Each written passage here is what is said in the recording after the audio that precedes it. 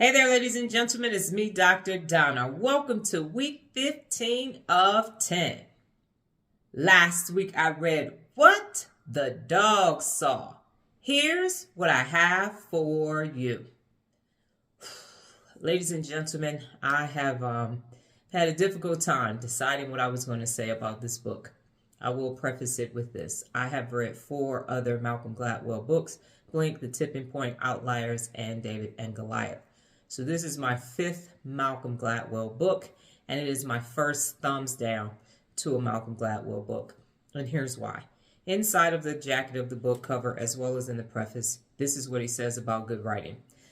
Good writing succeeds or fails on the strength of its ability to engage you, to make you think, and to give you a glimpse into someone else's head. So I was not engaged. I found myself, as I got to the next chapter, to the next writing, counting the pages and breaking it in thirds and halves. If I have to read 30 pages, I'm going to read 10, 10, and 10. If it's 27 pages, I'm going to read 9, 9, and 9, and so on and so forth. It took me a very long time. I found myself not looking forward to reading every day. And I have always read a Malcolm Gladwell book and thought, oh, wow, this is great, this is great, this is great. So much so that I went down to my library and I said, well, when did I read David and Goliath? When was that?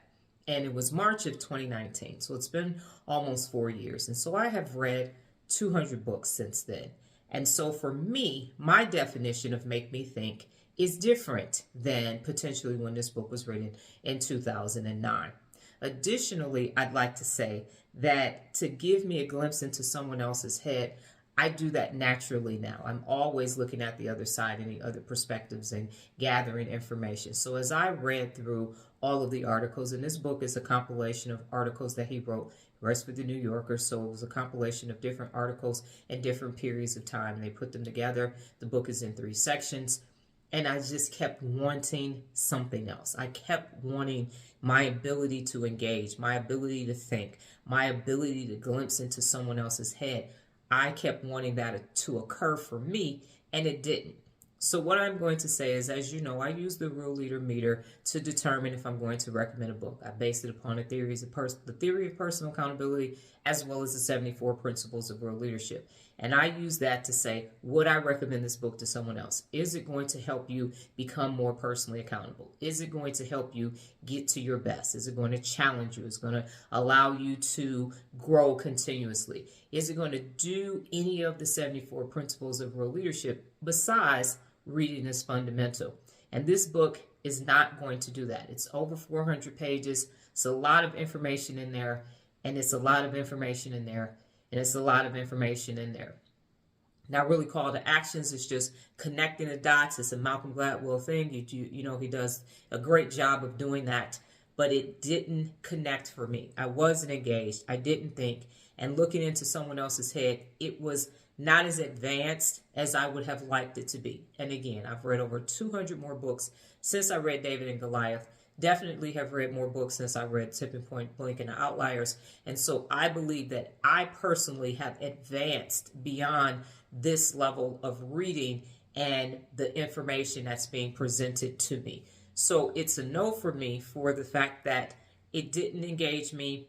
It wasn't a glimpse into someone else's head, and it didn't really have me thinking, researching. And I always use my daughter as a barometer. If I like a book, then if I find it interesting, I'm talking to her throughout the week. I'm telling her, here's what I learned, here's what I learned. Did you know this? And I find myself not doing that. So this book is definitely a thumbs down for me for those reasons. And the length of it, 400 pages, is a lot to ask of someone when they're working on personal development, when they're working on themselves, to say, just read it to get this information. So you can get this information from other sources, and it's not necessarily something that's going to take you directly on your path, because there's so many different stories. It's not one particular topic. It's a multitude of topics. So it definitely is a no for me, because of the length, the lack of engagement, the lack of, oh, I'm going to think and look into someone else's head, and because I'm going to go into a whole nother level and walk away with a wow. So there were no wows for me.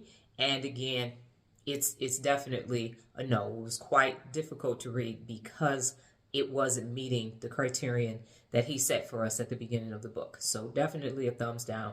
Absolutely no. Okay? Got it. Last week's next cycle, I listened to classical music throughout my day, throughout my downtime. Every time I had a moment of silence, I listened to classical music while I was shaving my head, while I was in the shower, while I was doing work at my desk. And it just took me to a different level. I used to play the violin when I was in elementary school. I've always been a fan of classical music. So it was a previous cycle, but now a next cycle because I introduced it in new ways into my day-to-day activities. So I really enjoyed listening to it, and now I'm just going to incorporate it into my daily. So a great old cycle, next cycle, new cycle. How about that? This week's book, The 7 Laws of Money. Well, that's my time, ladies and gentlemen. But before I get out of here, just remember the tenacity of 10. Let the next cycle begin. Adios.